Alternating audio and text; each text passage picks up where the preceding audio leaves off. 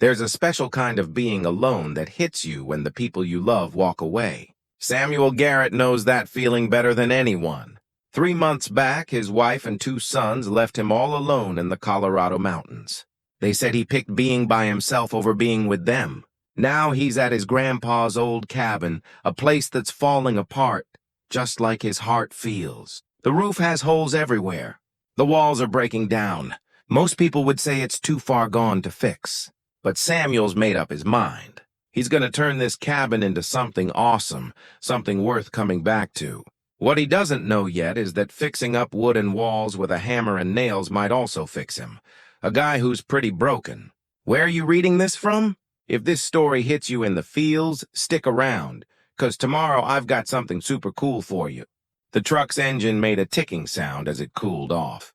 The only other noise was the wind blowing through the pine trees. Samuel Garrett sat in the driver's seat for a long time, holding the steering wheel tight, even though he turned off the truck 10 minutes ago.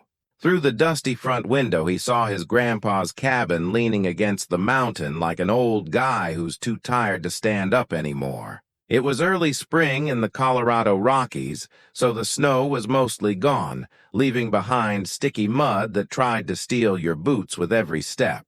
The cabin was in a small open spot at 8,000 feet high, surrounded by tall pine and fir trees that were there way before his grandpa Thomas built this place in 1965. Samuel was 52 years old, and he spent his best summers as a kid right here. His grandpa taught him how to understand the forest, how to measure stuff twice before cutting, and how to be so quiet that deer would walk right by you. Finally, he let go of the steering wheel and got out. His knees creaked a bit. He'd driven 6 hours straight from the ranger station where he quit his job yesterday. He'd been a forest ranger for 25 years, and it all ended with a quick talk with his boss and a handshake that felt like giving up. Up close, the cabin looked even worse. The front porch was sagging in the middle. 2 of the posts holding it up were rotted at the bottom. The roof, oh man, it was more holes than shingles. You could see daylight through it in like a dozen spots. Most of the windows were okay, but the frames were all gray and weathered, and the glass was so dirty with dust and pollen you couldn't see through it even if you tried. Samuel walked around the cabin first, like he used to do as a ranger. Check things out before you do anything. The foundation stones on the north side had shifted, probably from years of freezing and thawing. The chimney looked okay, but birds had made nests in it. You could see twigs sticking out the top. The whole cabin leaned a bit to the east, like the mountain was trying to push it off. The last time Samuel was here with his grandpa was when he was 12, back in 1985. That was the summer before Thomas had a heart attack while chopping wood behind this cabin. Samuel's dad never liked the mountains. He said they were too lonely, and that people needed to be around other people. So after Thomas died, the cabin just sat there. 40 years of wind and rain had done a number on it.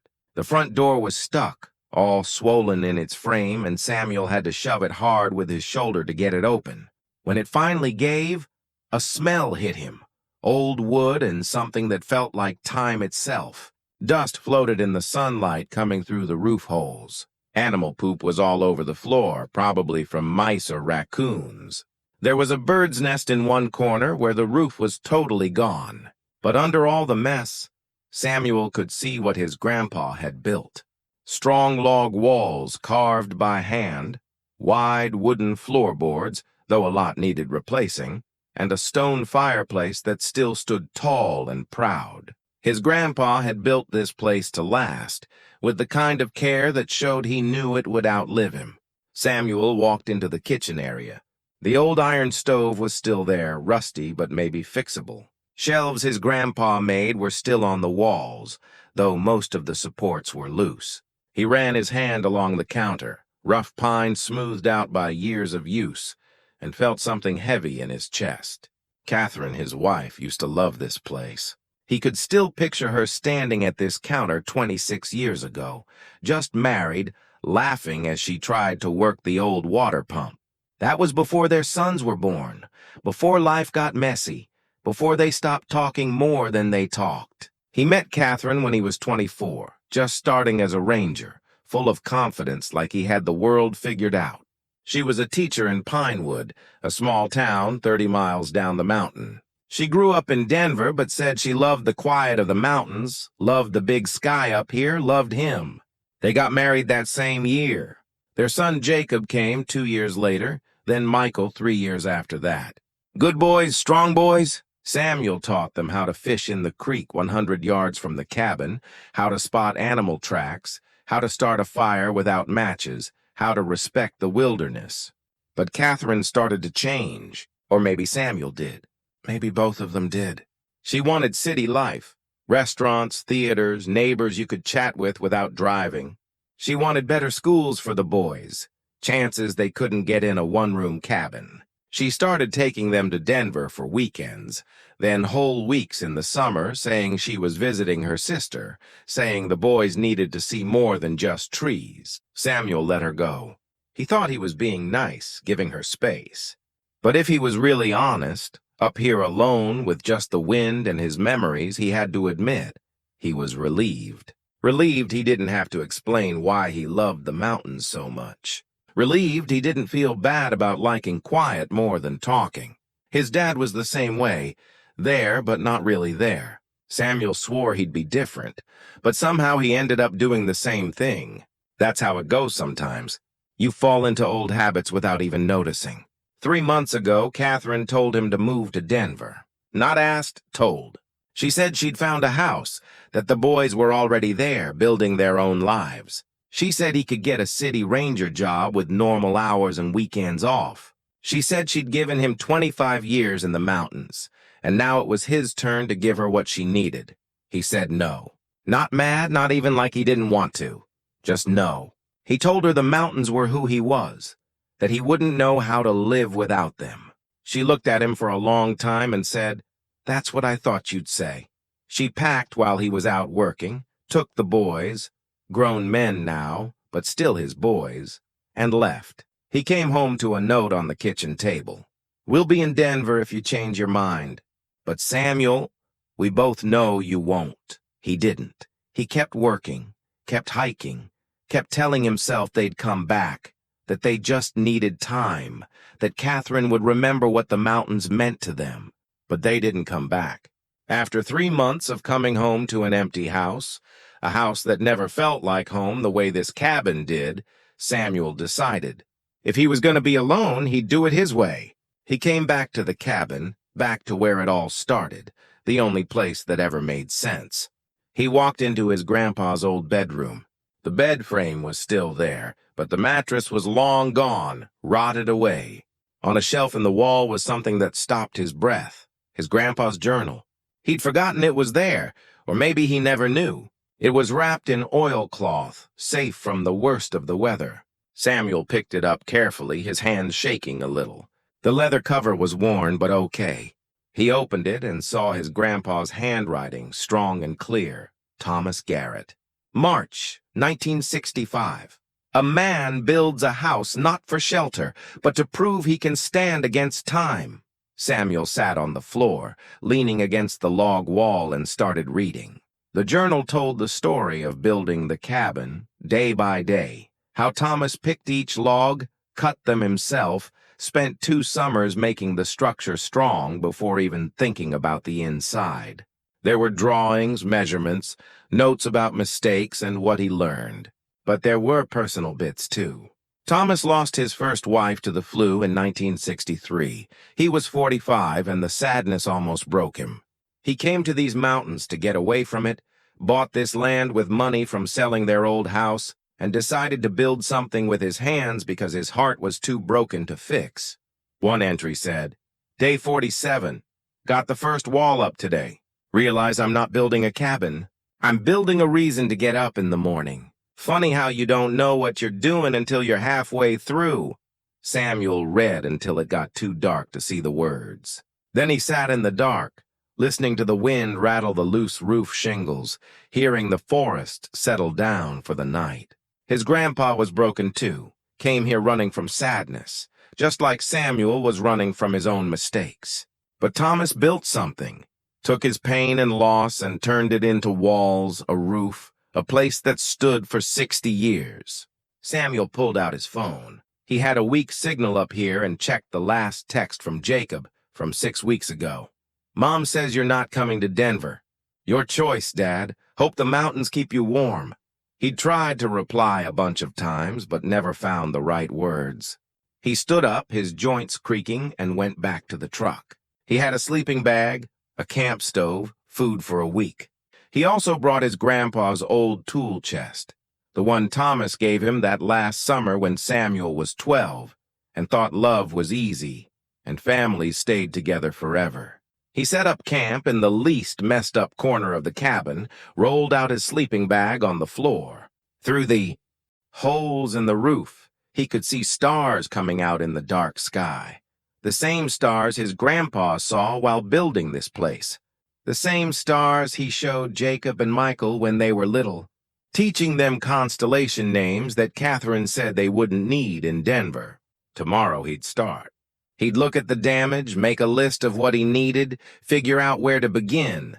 The cabin was in bad shape, maybe too much for one guy to fix. But his grandpa did it, and Samuel had time now.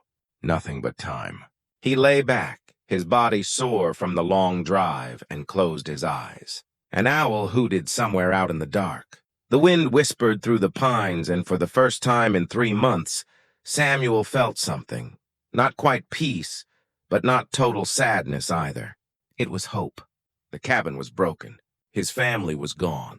His life was a mess. But tomorrow, he'd pick up his grandpa's hammer and start putting something back together. Maybe if he could fix the cabin, he could fix himself. And maybe, though he barely let himself think it, if he could fix himself, he might fix things with the people he loved. But that was tomorrow's problem. Tonight, he just needed to sleep and dream of when this place was whole, and so was he. Samuel woke to birds singing and the smell of pine. For a second, half asleep, he thought he was 12 again, camping with his grandpa. Then his back reminded him he was 52, and sleeping on a wood floor isn't the same as it was back then. He made coffee on the camp stove, cheap instant stuff that tasted like warm dirt, and ate a granola bar while watching the sun climb over the eastern ridge. The light came through the trees, making everything look golden. This was the time of day his grandpa loved, that quiet moment when the day was still figuring itself out. After breakfast, Samuel started really checking the cabin. He walked around with a notebook, writing down everything that needed fixing. The list got long fast. Roof. Needs a total redo. North wall, 3 logs rotted out. Floor. At least 40% of the boards gotta go. Windows. All need new frames. The list filled 3 pages. He was thinking about costs and time when he decided to clear out some of the junk that had piled up over the years. Might as well start somewhere, even if it was just making room to work. The old furniture his grandpa made was mostly ruined. A table with 2 rotten legs, chairs that fell apart when he tried to move them, a dresser with drawers stuck shut from dampness.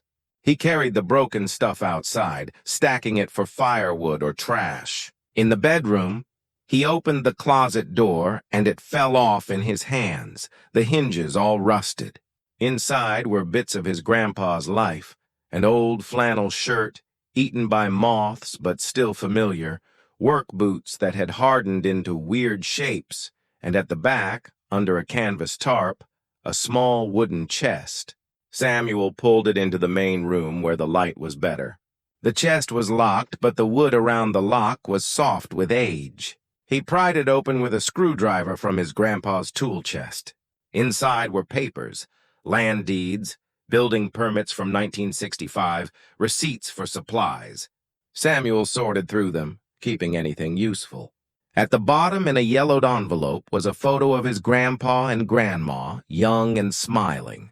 Samuel never knew her. She died before he was born, but he could see his own face in hers, especially her eyes. Under that was another envelope, newer, with white paper. His name was written on it in Catherine's handwriting. Samuel froze. He stared at it for a long time, then carefully opened it. Inside was a letter, dated 3 months ago, the day she left. It started, "Samuel, I'm writing this because I need you to understand, even though I know you might not read it for a long time, if ever, I'm leaving it here because this place means more to you than I ever did. Maybe you'll find it someday. Maybe you won't, but I need to write it anyway. I've been lonely for a long time. I know you didn't mean it. I know you love me in your way. But Samuel, I've felt like a widow to these mountains for 20 years. I've spent 20 years being less important than silence and being alone. Do you remember our 10th anniversary? I made your favorite dinner, pot roast with those potatoes you love. I bought a new dress, put on makeup, even though we weren't going anywhere. You came home 3 hours late because you were clearing a trail. You ate standing up, said it was good, then went to bed because you had an early shift. That night, I realized I married a ghost. Our boys, our wonderful boys, they tried so hard to get close to you. Jacob wanted to show you every picture he drew, every good grade he got. Michael wanted you to teach him guitar, to come to his school plays. But you were always working, always busy in the forest. And slowly, they stopped asking. Jacob's college graduation, you promised you'd be there, but there was a fire in the Western Range, and you went. I sat in that auditorium with an empty seat next to me, watching Jacob look for you in the crowd. His face when he saw you weren't there. Michael's championship game, his senior year, the one they worked so hard for. You said you wouldn't miss it, but a hiker got lost, and you led the search. They found him safe 6 hours before the game, but you were too tired to come. Michael stood on that field, holding a trophy, looking for his dad in the stands. And I had to watch him realize the mountains mattered more. I'm not saying this to hurt you. I'm saying it because you need to know what you chose. Every time you picked work over being there. Every time you chose quiet over talking. Every time you said the mountains needed you more than we did. Those were choices, Samuel, and we paid the price. The boys are grown now. They built lives without you because they had to. Jacob barely says your name. Michael acts like you don't exist. I held them together while you kept yourself apart. I gave you 25 years, my youth, my love, my loyalty. I gave you 2 sons who deserved a dad, and what I got was a man who came home to sleep and left at dawn. A man who was there in body, but not in any way that mattered. I can't do this anymore. I can't keep loving a ghost. I can't keep hoping you'll wake up and see what you have. I can't keep being lonely in my own marriage. So I'm leaving. The boys are coming with me, not because I'm forcing them, but because they want to. Denver feels more like home than anywhere you've ever been. I hope you find what you're looking for in those mountains, Samuel. I really do. I hope the quiet fills you up the way my love never could. I hope being alone brings you peace. But you need to understand, you lost us looking for it. We'll be in Denver. Jacob's number is the same. Michael's too. If you ever decide you want to be part of their lives, really part of them, not just a name they call on holidays, they'll be there. But Samuel, they won't wait forever. Life moves on even when you're stuck. I loved you. I need you to know that for a long time, I loved you so much it hurt. But loving you was like loving a mountain. Beautiful but cold and not caring if I was there. I hope you find happiness. I hope someday you see what you gave up. But mostly, I hope you learn that some things can't be fixed once they're broken. Goodbye, Samuel.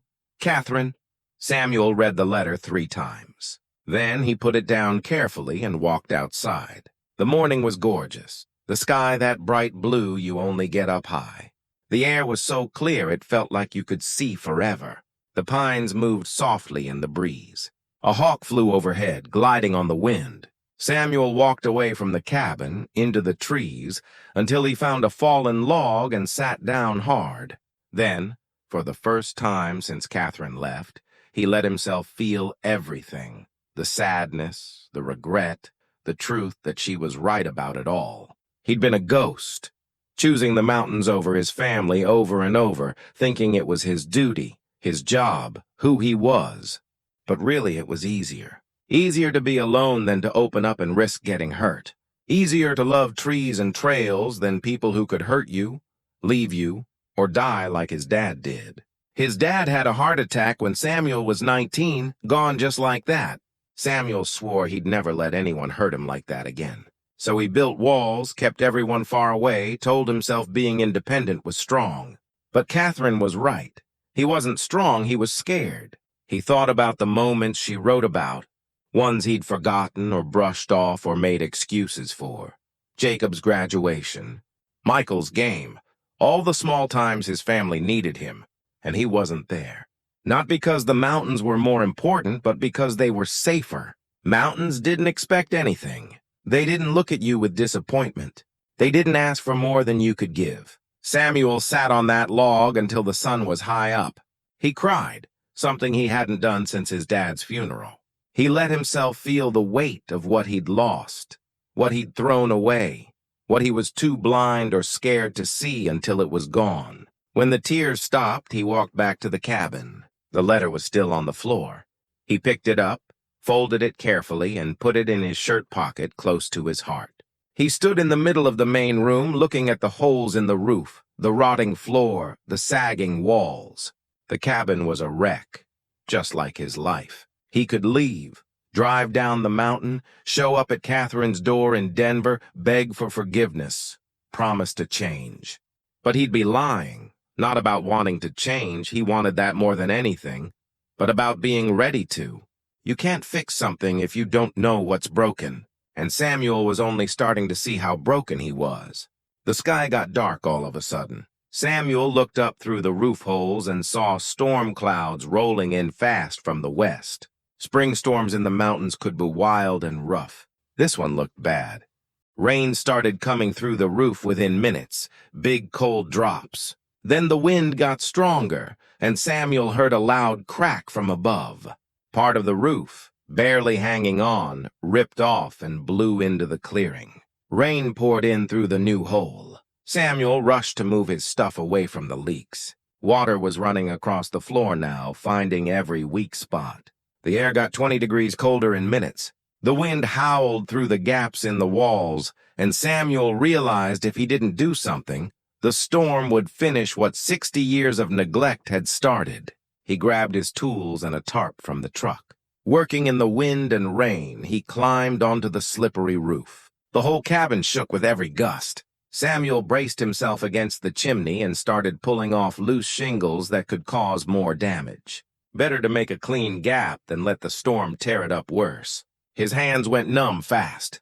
The rain soaked through his jacket and shirt until he was shivering hard. But he kept going. He stretched the tarp over the worst damage and nailed it down with hands that could barely feel the hammer. A gust almost knocked him off the roof. He caught himself on the chimney, his heart pounding. Below, the clearing was hidden by sheets of rain. Thunder rolled across the mountains, and lightning flashed so close he could smell it. This was dumb, dangerous. He should get down, hide in the truck, let the storm do what it wanted. The cabin wasn't worth dying for, but Samuel didn't get down. He finished securing the tarp, made sure it would hold, then worked around the roof, pulling off loose shingles that could fly off and cause more trouble. By the time he climbed down, he was shaking from cold and exhaustion. Inside, he changed into dry clothes and heated water for coffee. The tarp was holding. The worst of the rain was staying out. The storm raged for 2 more hours, but the cabin stood. When the rain stopped and the clouds broke apart, Samuel stood in the doorway, looking at the damage, trees down in the clearing, part of the porch rail gone, the roof worse than before. But the cabin was still there, beat up but standing. He pulled Catherine's letter from his pocket. It was damp but readable. He read it again, slowly, letting every word hit him. I hope you learned that some things can't be rebuilt once they're broken. He folded it and put it back. Then he opened his grandpa's journal to a random page. Day 73, his grandpa wrote, "Lost half the roof today to a crazy windstorm. Spent the day in the rain trying to save what I could. My hands are raw and I can't stop shaking. But I realized something up there fighting the wind. I'm not rebuilding a cabin. I'm rebuilding myself. Every nail I drive, every board I place, it's like putting a piece of my broken heart back together. The cabin might stand or fall, but either way, I'll know I tried. I didn't just sit in the wreckage and give up." Samuel closed the journal. He looked at the cabin, his cabin now, his responsibility, his project. Catherine was right. Some things couldn't be rebuilt. His marriage might be one of them. His relationship with his sons might be too far gone. But that didn't mean he should stop trying. He couldn't fix his family today, maybe not ever. But he could fix this cabin. And maybe, while fixing it, he'd fix what was broken inside him. Maybe he'd become the kind of guy who knew how to show up, who knew how to love something more than being alone. Maybe he'd become someone worth coming back to. It was a long shot, probably too late. But standing in the mess of the storm and the mess of his life, Samuel made a choice. He'd stay. He'd rebuild, not because he thought it would bring them back. He wasn't that naive, but because he needed to prove to himself he could finish something, could stick with something, could build more than walls around his heart. If he could rebuild this cabin, maybe he could rebuild himself. And if he couldn't, at least he'd know he tried. Samuel went to the truck and started unloading his supplies. The sun was setting, painting the wet forest gold and amber. Tomorrow he'd start the real work, tearing out broken parts, fixing the foundation, starting the slow process of making something whole again. It would take months, maybe longer, but he had time. Nothing but time. And for the first time since Catherine left, Samuel had something like a purpose. The demolition started at dawn. Samuel learned long ago that the mountains were honest about breaking things down. You couldn't rebuild until you cleared out what was too broken to save. Feelings didn't fix rot, and wishing didn't straighten warped wood. He started with the floor, pulling up boards that crumbled like old bread. Some came up easy, their nails rusted away. Others fought him, and he had to use a crowbar, sweating even in the cool morning air. With each board he removed, he could see more of what his grandpa built. The floor joists, the careful spacing, how Thomas planned for the wood to expand and shrink. It was good work, strong work, the kind that lasted 60 years, even without anyone taking care of it. By mid-morning, Samuel had cleared the worst of the bad flooring. His back hurt, and his hands were getting new calluses over old ones. He straightened up, stretched, and decided to check out the shed he'd noticed on his first day.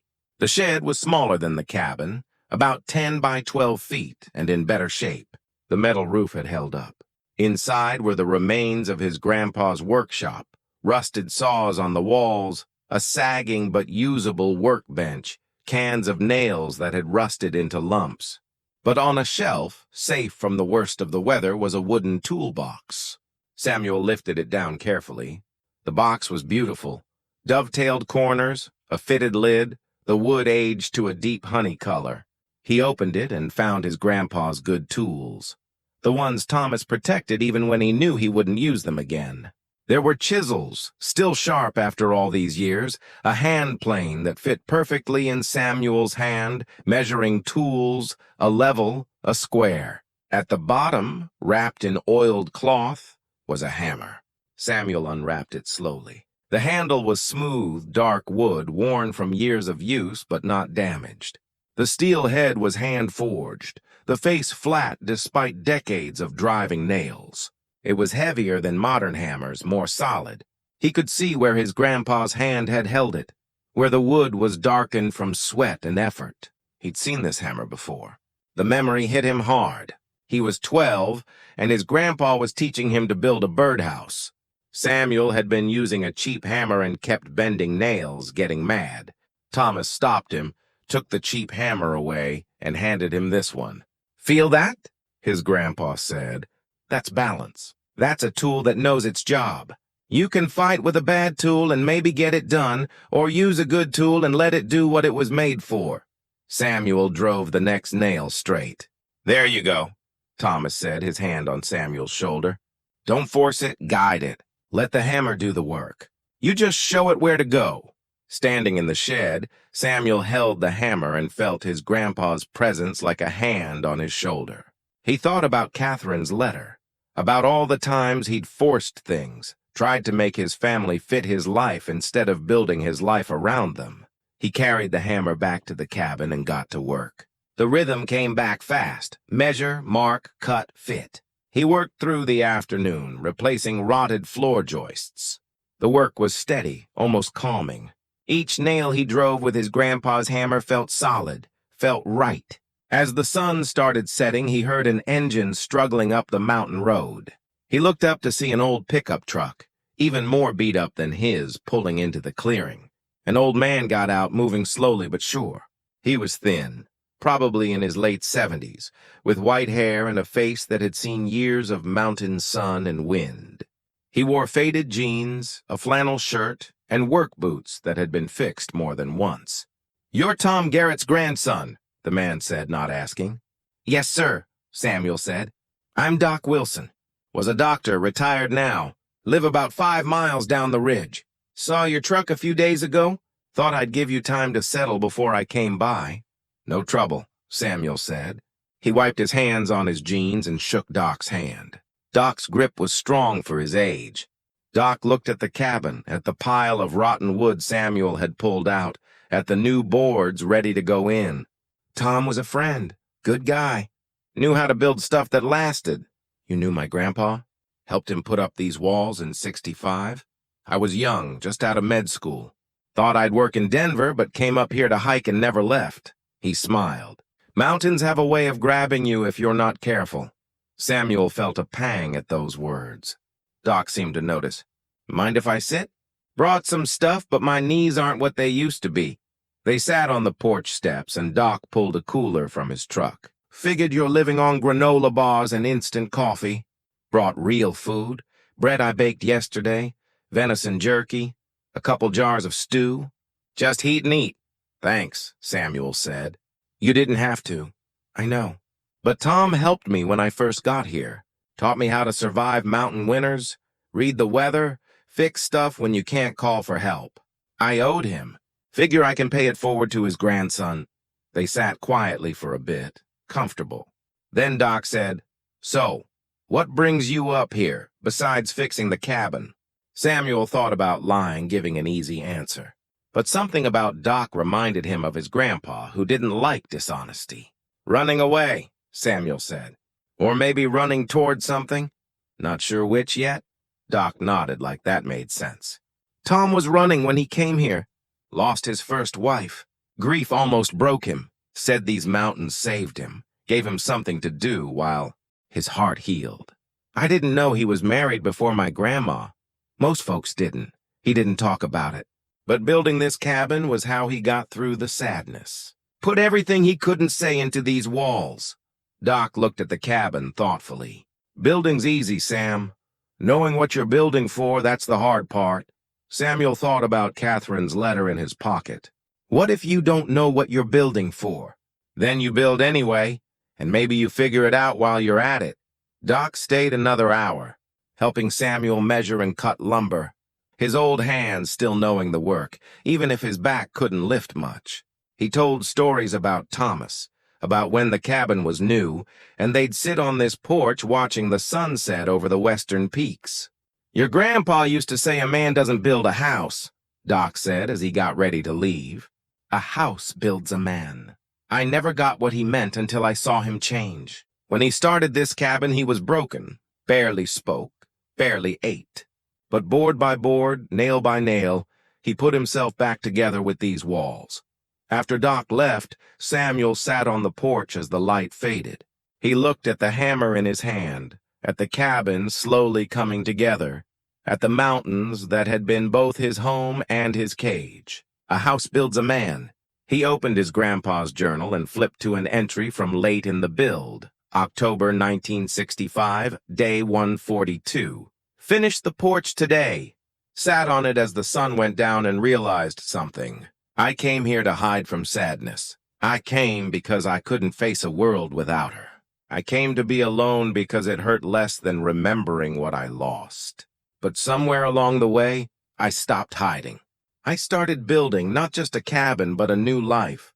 One where sadness doesn't control me. One where I can remember her with joy, not just pain. I'm not the same guy who came here in March. That guy was drowning. This guy, sitting on this porch with rough hands and a sore back, he's standing on solid ground.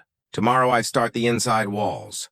But tonight I'm thankful for these mountains, these trees, for the work that kept me going when I wanted to give up. A man doesn't build a house builds a man. Thank you, Sarah, for teaching me how to use a hammer. Thank you for the 15 years we had. I'm gonna be okay now. I'm gonna build a life you'd be proud of, even if you're not here to see it. Samuel closed the journal carefully. His grandpa had been running too from losing his wife, and the cabin saved him, not by giving him a place to live, but by giving him a purpose. Samuel looked at his hands, rougher after just 2 days of work. He thought about the floor he'd fixed, the solid feel of driving nails straight with his grandpa's hammer.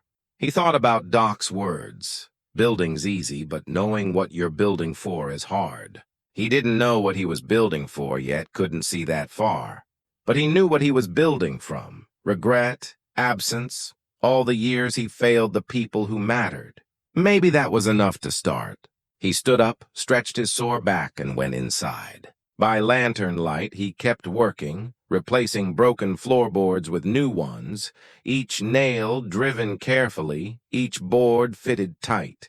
The work was slow but steady, and for the first time in months, Samuel felt like he was moving forward instead of standing still while life passed him by. The hammer felt good in his hand, solid, trustworthy, like something he could count on if he just showed it where to go. He worked late into the night, and when he finally climbed into his sleeping bag, his body ached with honest tiredness. Outside, the wind moved through the pines, an owl called in the dark, and Samuel slept without dreams for the first time since Catherine left. 6 weeks passed in a rhythm of work and weather. Samuel settled into a simple routine: wake with the sun, make coffee, work until his body needed a break, eat a quick meal, then work more until it was too dark to see. The cabin was coming together. The floor was solid now, every board level and tight. He'd started on the walls, replacing rotted logs, filling gaps that had let in years of weather. The roof was next, and he'd been saving up materials, driving to the lumberyard in Pinewood once a week. His body had changed. His soft middle from years of desk work and truck patrols was gone. His hands were fully calloused, rough from constant work with wood and tools. His face was tanned from the sun. When he saw his reflection in the truck's side mirror, he barely recognized himself. He looked like his grandpa, a man who belonged to these mountains. It was mid-June when Samuel found the photo.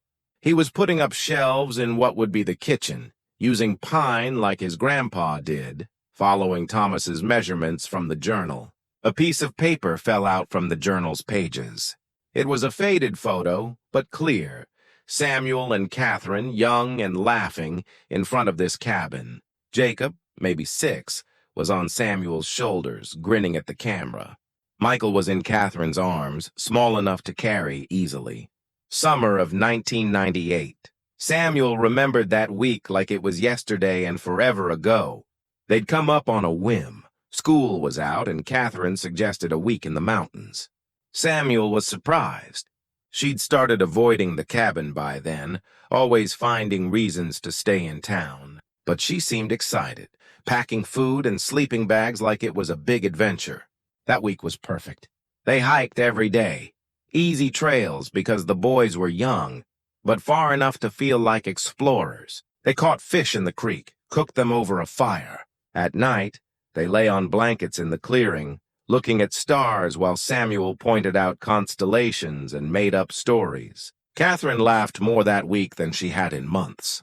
Jacob caught his first fish and insisted on a photo with it, even though it was tiny. Michael found a spotted fawn and spent an afternoon sitting still, hoping it would come close. And Samuel, he was there, really there, not thinking about work or patrols, just with his family in the place he loved most. The photo must have been taken by a hiker passing by.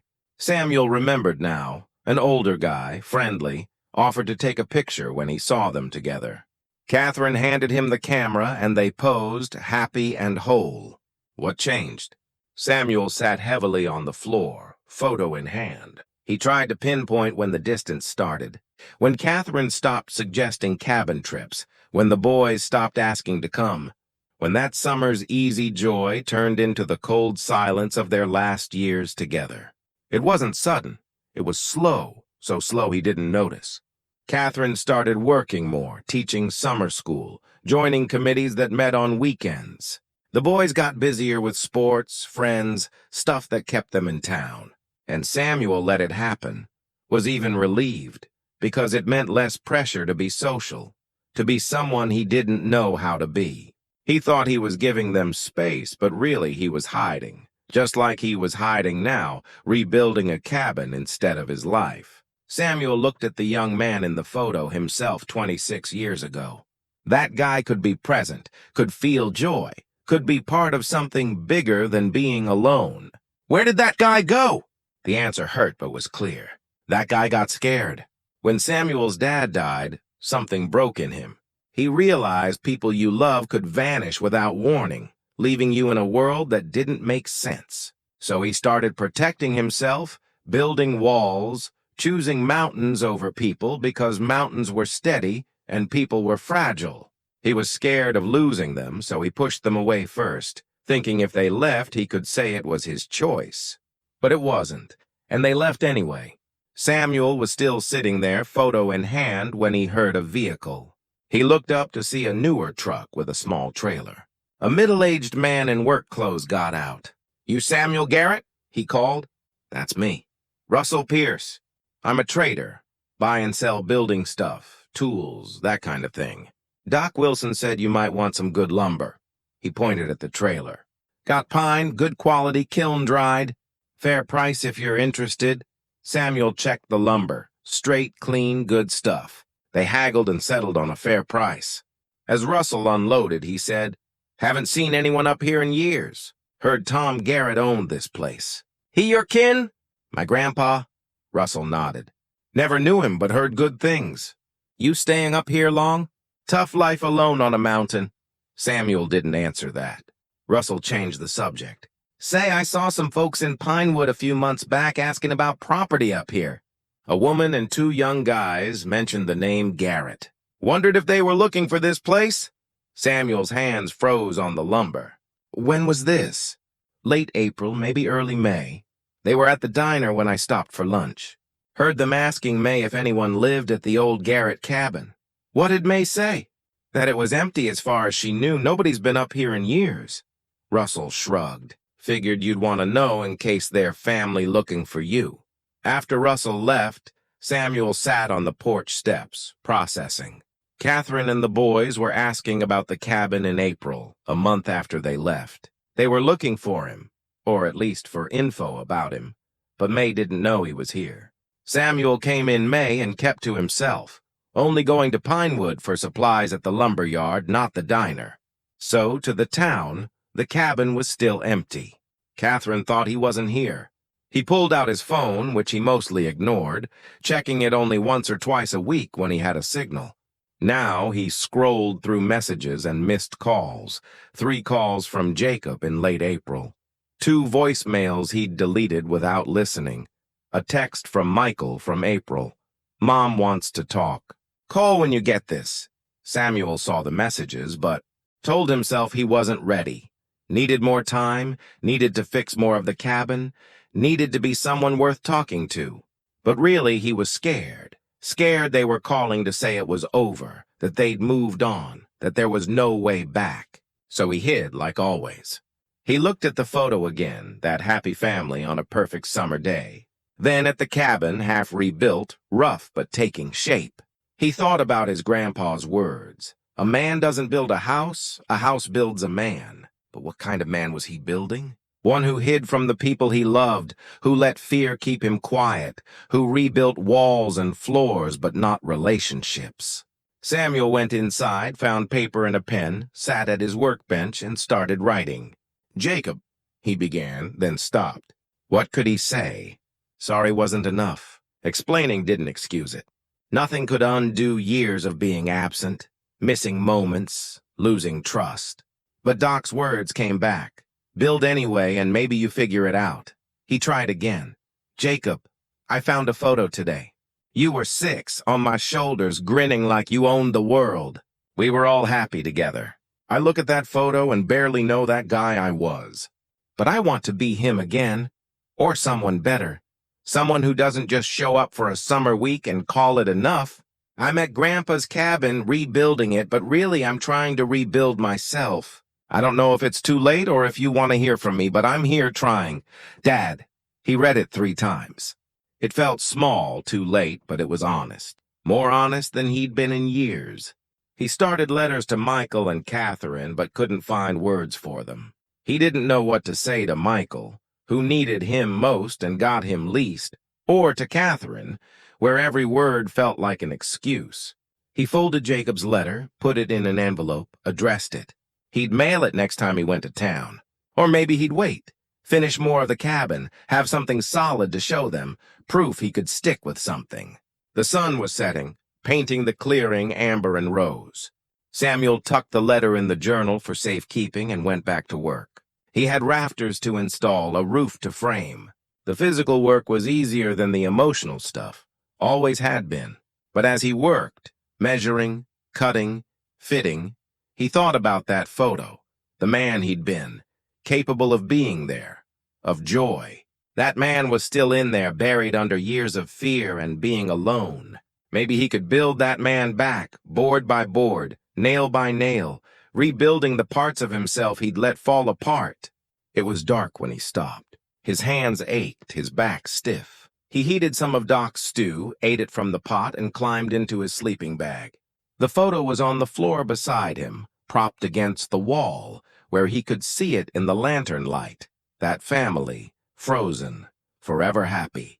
Samuel closed his eyes and promised himself he'd finish the cabin, then reach out, not with excuses, but with real apologies and hope for something new.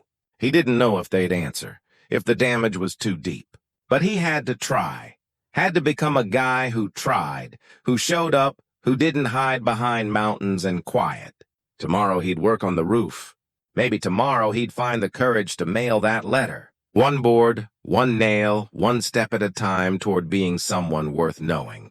Outside, the wind whispered through the pines, and the stars moved in their old patterns. The cabin stood in the dark, half-finished, waiting. And inside, Samuel slept with his family's photo beside him, dreaming of a summer day when love was simple and being there was enough. Summer settled over the mountains like a warm blanket. Days got longer.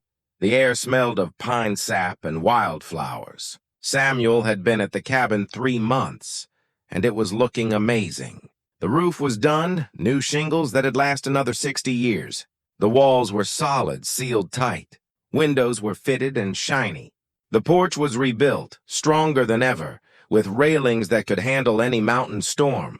Samuel was working on the inside now, the little details that make a house a home. Shelves in the kitchen, cabinets in the bedroom, a mantel over the fireplace. His skills were sharp from all the practice. His hands knew the tools, moved sure and steady.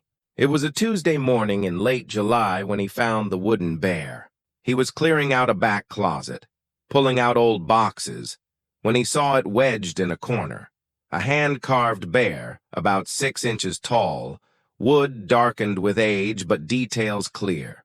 Claws, fur, smart eyes. Samuel picked it up and the memory hit like a punch. Jacob's 8th birthday, one of the last summers they all spent here. Samuel was working on a new shed, and Jacob was following him, asking a million questions like kids do. What's that wood? Why measure twice? Can I help? Can I use the hammer? Samuel was patient that day, teaching Jacob how to hold a nail, drive it straight. That night, after Jacob was asleep, Samuel stayed up carving this bear from pine, working by lamplight to get it just right. Jacob's face the next morning when he got it, pure joy. He held that bear like it was treasure, carried it everywhere for weeks, said it was the best gift ever because his dad made it with his own hands. I'm going to keep this forever, Jacob said, serious as only an 8-year-old can be.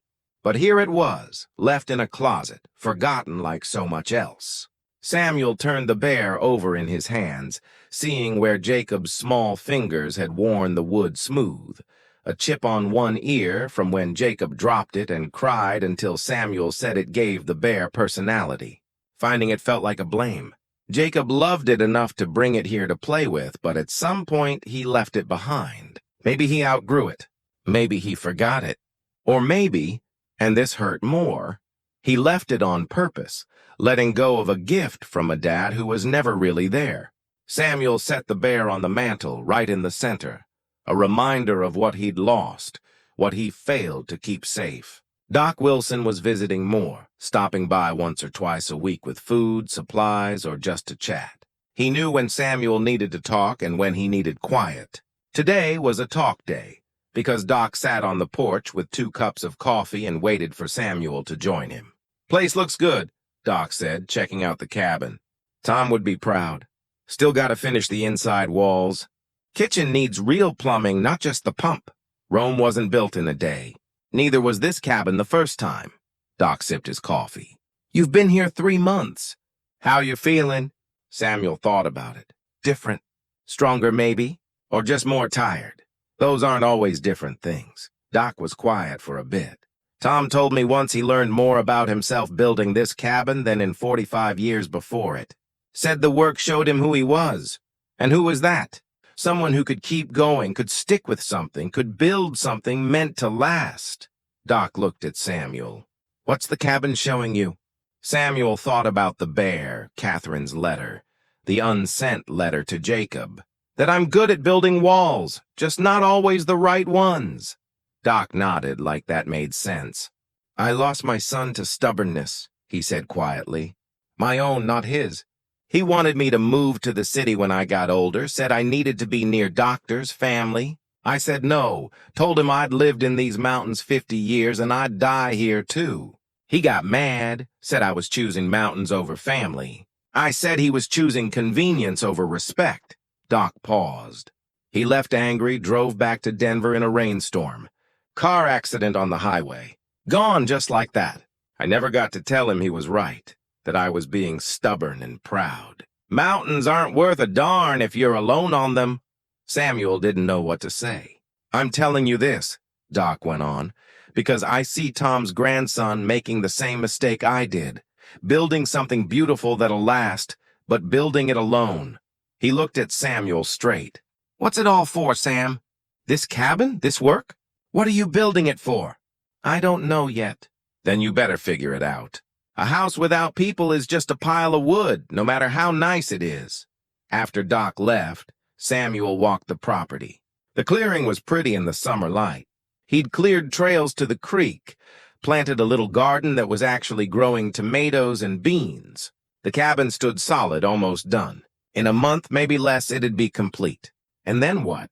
He'd live here alone, proud of his work, surrounded by quiet. He'd watch seasons change through windows he'd installed, sit by a fire he'd built in a room he'd restored, and feel what? Accomplished, satisfied, empty.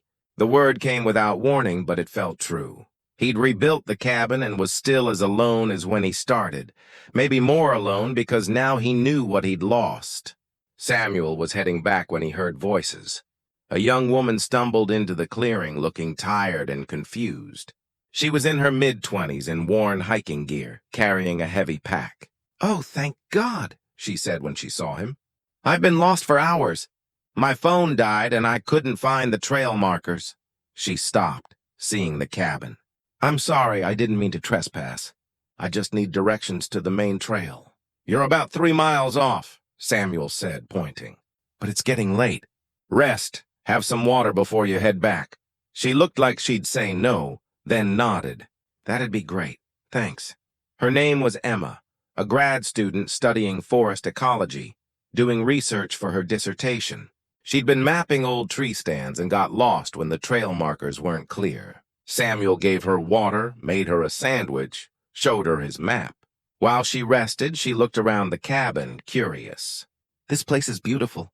Did you build it?" "Rebuilt it. My grandpa built it first. Must be nice having a project like this, making something that'll last." She looked. At the floors, the walls, the careful work. "Someone's gonna be really happy here." "That's the plan," Samuel said. Emma smiled. "So where are they?" "The someone?" Samuel didn't answer right away. Emma seemed to sense she'd hit a sore spot. "Sorry, not my business." "No, it's a fair question." Samuel looked at the cabin, his work. "They're in Denver. My wife and 2 sons. Are they coming to see it when it's done?" "I don't know. I haven't asked." Emma was quiet, then said, "Can I tell you something?" Just as an outsider? Samuel nodded. This place is amazing. The work you've done is incredible, but it feels lonely, like it's waiting for something that's not here. She paused. My dad was like that. After my mom died, he threw himself into projects. Built a workshop, fixed an old car, redid our house, always busy. My sisters and I kept trying to talk to him, but he was always working, always had something to do. What happened? He finished everything. Then one day, he looked at all his perfect projects and realized he'd spent 3 years avoiding sadness instead of dealing with it. He'd built all that stuff, but lost years with us. Emma looked at Samuel. He's trying now to reconnect, but those years are gone. We can't get them back. After Emma left with directions and Samuel's trail map, he stood in the clearing as the sun set. He thought about what she said, about her dad, about building stuff to avoid feeling stuff. Was that what he was doing? He went inside, looked at the wooden bear on the mantel, picked it up, ran his thumb over the smooth wood. Jacob loved this, kept it until... when? When did he stop carrying it? When did it become just another forgotten thing? Samuel thought he knew. Probably when Jacob stopped asking him to come to games, when Michael stopped showing him drawings, when Catherine stopped inviting him to dinners, when they all realized Samuel had checked out emotionally, even if he was still there physically. The bear was left because Samuel left them first. He set the bear back and pulled out the letter to Jacob, read it again. It still felt small, but Emma's words echoed. Those years are gone. We can't get them back. Maybe they could have new years, better ones. Samuel grabbed another paper and started writing to Michael. Michael, I don't know if you remember, but when you were 8, I carved you a wooden bear. You loved it, carried it everywhere. I found it today in the cabin, and it made me realize something. You didn't abandon that bear. I abandoned you. I abandoned all of you. I'm sorry. I'm at Grandpa's cabin, trying to rebuild it, but really, I'm trying to rebuild myself into someone worthy of being your dad. I don't know if it's too late, but I'm trying. Dad. 2 letters now. But he still couldn't write to Catherine. Every word felt like an excuse. He put both letters in the journal and went back to work, installing shelves in the main room, sanding them smooth, adding finish that showed the wood's grain. The work was calming, but Emma's words kept ringing.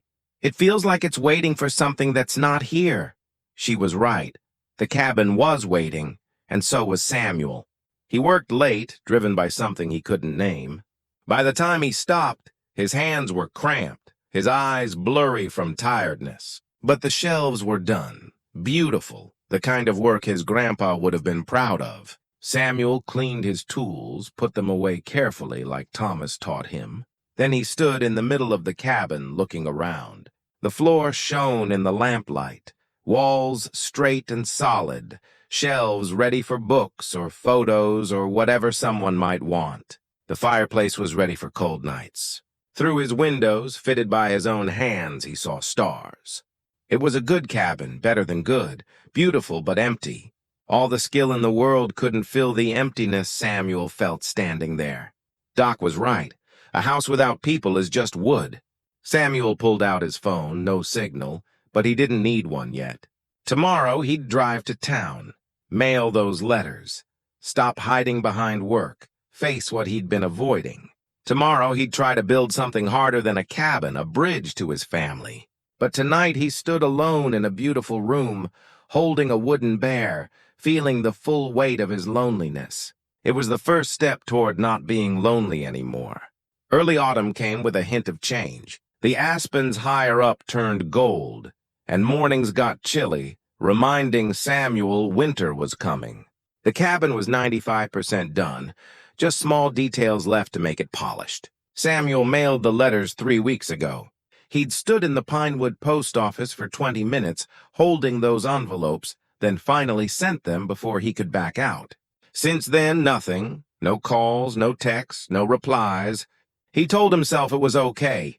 He didn't write expecting answers, just to be honest, to start changing, even if nothing changed back. But the silence hurt more than he expected, like an answer itself. He threw himself into the last bits of work, trim around the windows, A final coat of stain on the shelves, a carved sign for above the door. Garrett's Rest. 1965-2024. Small touches to make his grandpa proud. It was a warm Tuesday morning in September when Samuel tackled the attic, the last place he hadn't fully checked. He'd been up there briefly to inspect the roof but hadn't sorted what was stored. The attic had a hatch in the bedroom ceiling. Samuel pulled down the ladder and climbed into the dim, dusty space. Light came through gaps in the boards, making stripes on the floor. Boxes were piled against the walls, covered in dust and mouse droppings. He sorted through them. Rusted tools, moth-eaten blankets, old magazines from the 1970s. He filled trash bags and lowered them through the hatch. In a far corner behind empty crates, he found a bigger box, sealed with cracked tape. He opened it and found children's clothes, small shirts and pants, his clothes from when he was a kid here. Underneath was a smaller box with a child's notebook, decorated with drawings of mountains and trees. Inside, in neat kid handwriting, Michael Garrett's summer journal, age 8. Samuel's hands froze. It was Michael's journal from 1998, the same summer as the photo. He sat on the dusty attic floor and read, Day 1. We got to the cabin today. It's so cool here. Dad showed me and Jacob the creek where he used to fish. We saw a deer. Dad knew what kind it was. He knows everything about the mountains. Day 3. Dad taught me to skip stones. I got one to skip 4 times. He said that's good for a beginner. Jacob got 3 skips. Don't tell him I said that.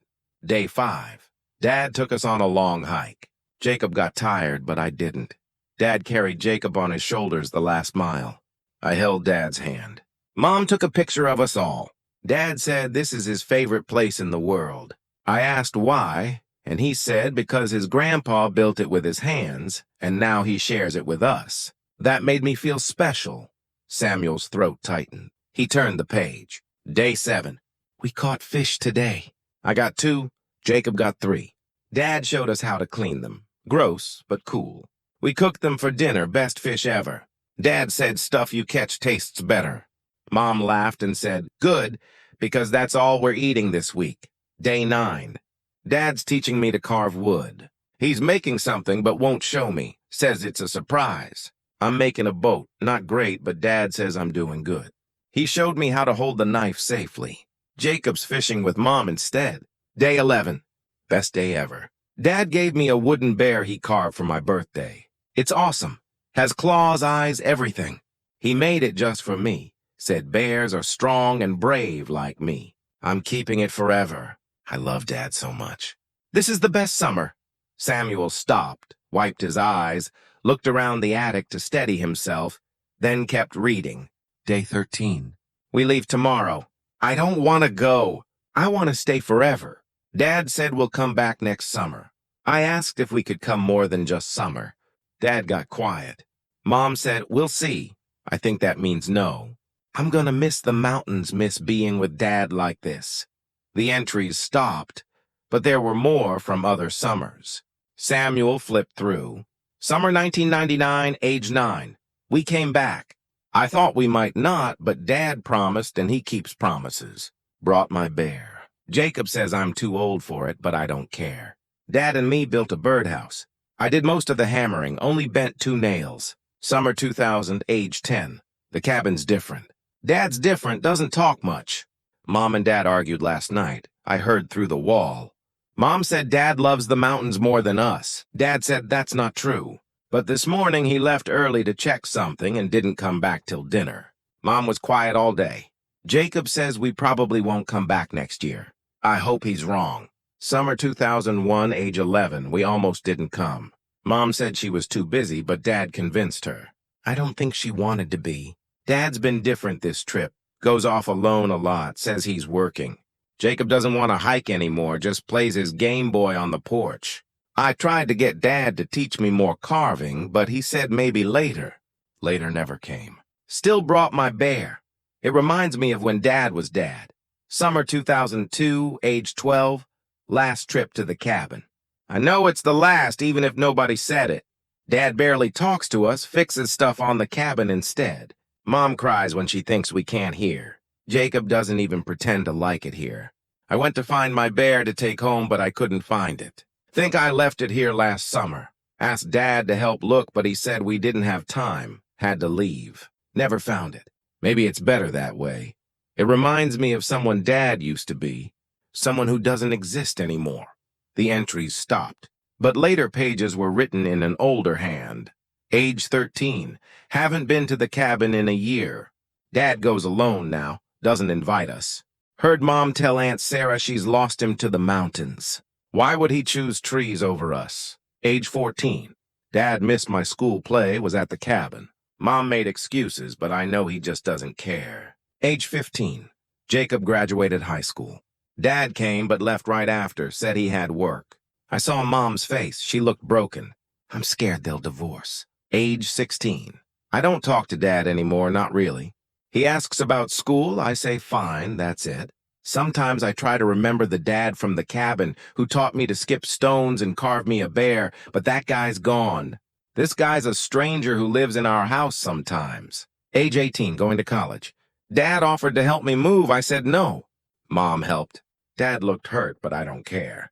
Where was he for homework, for math when I struggled, for baseball when I got cut and felt like a failure?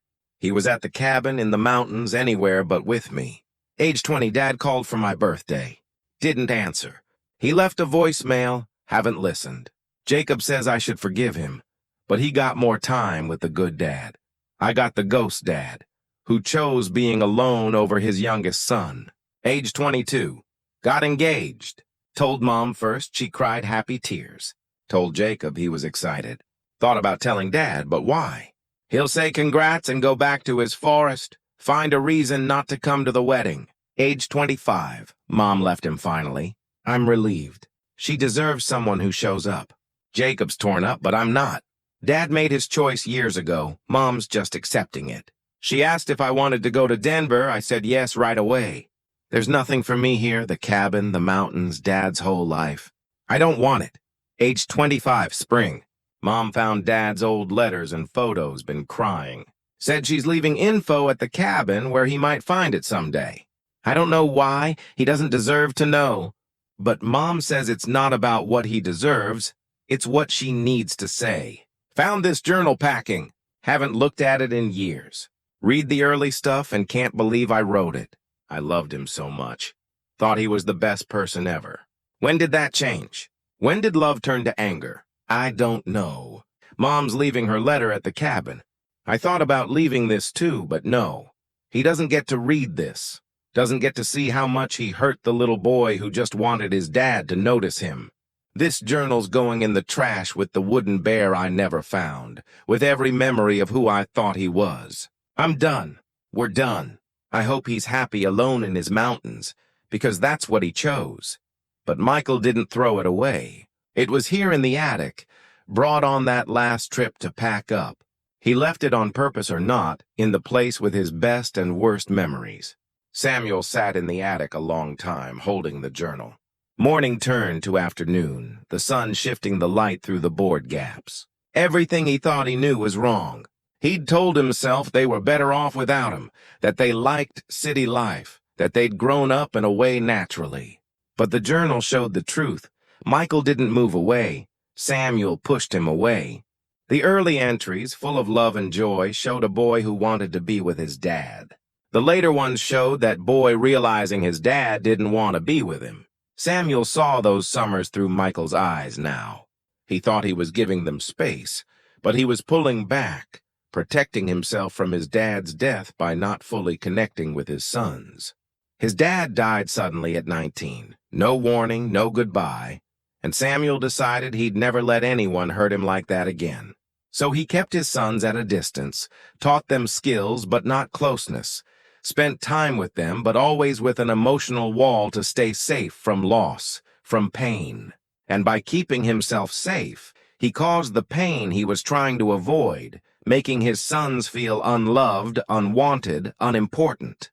The wooden bear, Michael lost it that last summer, age 12, asked Samuel to help find it, and Samuel said they didn't have time. Samuel stood up, went to the corner where he found Michael's clothes, and searched carefully, moving boxes, checking corners. It took 20 minutes, but he found it. Wedged behind a loose board where it must have fallen, the wooden bear, just as he'd carved it 16 years ago. Michael had looked for it, asked for help, and Samuel was too busy, too distracted to help his youngest son find a toy that meant everything to him. Samuel climbed down from the attic, carrying the journal and bear, and set them on the kitchen counter next to Catherine's recipe box. 3 pieces of proof showing what he'd done. He destroyed his family, not with meanness, but with absence, choosing safety over being open, protecting his heart by not fully giving it. Doc's words came back. "What are you building it for?" Samuel thought he was building the cabin to prove he could finish something, but that was a lie. He was building it for the same reason his grandpa did, to keep his hands busy while avoiding his heart. His grandpa was running from grief, Samuel from fear. But his grandpa stopped running, built the cabin, then a new life, married again, had Samuel's dad, made a family full of love. Samuel just kept running. He pulled out his phone. No signal, but he didn't need one. He looked at photos from 3 months ago, before Catherine left. Pictures of the boys at a family dinner, Catherine smiling at something, Jacob and Michael with arms around each other. Samuel was at that dinner, took those photos, was there physically, but not in a single photo himself, always behind the camera, always watching, never part of it. Even when he was there, he wasn't. Samuel put down the phone, looked at the journal, the recipe box, the bear. Then at the cabin, beautifully restored, months of his life poured into it. It was empty, like Doc said, just wood no matter how well built. It'd stay empty unless Samuel did something different. Stopped building walls and started building bridges. Stopped protecting himself and started showing up, even if it meant risking the pain he'd spent years avoiding. The letters he mailed were a start, but not enough. Words on paper couldn't fix what he'd broken. Only showing up over and over, even when it was hard, even if they pushed him away, could do that. He had to go to them, not the cabin. They didn't want to be here. He had to go to Denver, to their world, show he'd leave his safe place, prove he could choose them over mountains, people over being alone, openness over safety. It might be too late, probably was. 25 years of absence couldn't be fixed in weeks. But Doc lost his son before he could try. Emma's dad wasted 3 years before seeing what mattered. Samuel's grandpa spent a year in grief before building something new. Samuel still had time, not much, but some. The cabin was done enough it could wait, always be here, solid and patient. But his family wouldn't wait forever. Life moved on. Jacob was building his life. Michael was planning a wedding. Catherine was done waiting after 25 years. If Samuel wanted any part in their futures, he had to stop living in the past and be present now. He packed a bag, not for the cabin, but for Denver, loaded Michael's journal, the bear, the recipe box, proof of what he'd broken, but also of what was once good, what might be good again with work and time. As the sun set, Samuel locked the cabin, stood in the clearing, looking at what he'd built. It was beautiful. His grandpa would be proud. But buildings aren't legacy. People are. Samuel got in his truck, started the engine. Tomorrow he'd be in Denver, knocking on doors that might not open, trying to rebuild something harder than any cabin. Trust.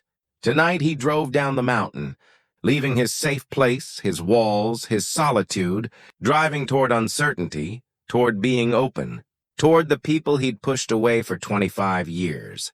Toward the only thing that ever really mattered, his family. That he knew would be much harder. Michael's apartment was in a new building near the university, modern and plain. Samuel sat in the parking lot 2 hours, gathering courage. Finally, as evening came, he got out with a box, Michael's journal, the wooden bear, a letter. This letter took 3 tries to write, not explaining but apologizing, admitting, asking. He climbed to the 3rd floor, found apartment 3C, knocked before he could back out. The door opened, revealing a young man Samuel barely knew. Michael was always the smaller boy, but he'd grown, filled out with Catherine's eyes, Samuel's jaw. When those eyes saw Samuel, they turned cold. "What are you doing here?" How did you find me? I need to talk, please." "I don't want to talk. I don't want you here." Samuel held out the box. "I found your journal at the cabin. I read it." Michael's face went pale, then red. "You had no right." "You're right, I didn't, but I did, and I can't undo it. I brought it back with something else, something you've missed for a long time." Michael looked at the box like it might bite. "I don't want anything from you." "I get that, but I'm asking you to look. 5 minutes. If you want me gone after, I'll go. Respect your boundary. Please, 5 minutes." Michael stared, then grabbed the box and turned away. 5 minutes, then you're gone." Samuel waited in the hall, hearing movement through the thin walls, the box opening, then silence, heavy silence. 5 minutes passed, then 10, 15. The door opened. Michael stood there, holding the wooden bear, tears streaming down his face. "You kept it?" he said, voice breaking. "I thought it was gone forever.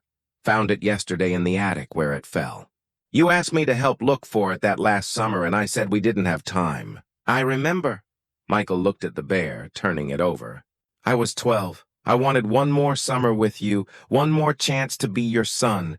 And you spent the whole week fixing the damn cabin instead of being with me." "I know. I read about it every summer. Every moment I failed you, every time you loved me, and I was too scared to love you back the way you needed." "Scared? You were scared?" Michael's voice got loud. "I was a kid. I needed you, and you were scared?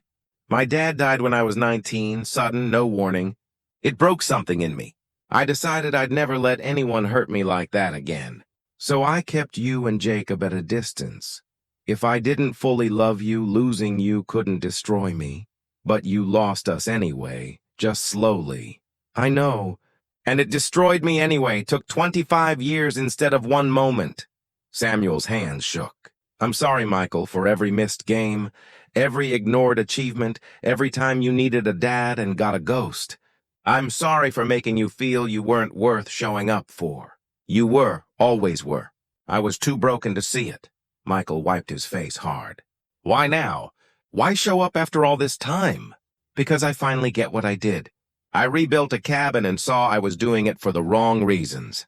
Because I want to be in your life even if I don't deserve it. Because you're getting married, and I want to be there. Because I'm trying to be the dad I should have been 25 years ago. You can't fix this with an apology. I know. I'm not asking you to forgive me. I'm asking to let me try. To show up. Prove over time I'm different." Michael looked at the bear. "The journal, Samuel. Jacob called, said you were in town, built him a bench, that you're trying." "I am. It's not enough, but it's something. I don't know if I can do this. Let you back in." "Then don't, not yet. Just don't shut the door completely. Let me prove it. Show up, earn it." They stood in silence. Then Michael said, "I'm getting married in 6 months at the cabin. Emma, my fiancée, wants it there. Says it's the most beautiful place she's seen. Emma, the hiker who got lost? You met her 3 months ago, gave her directions.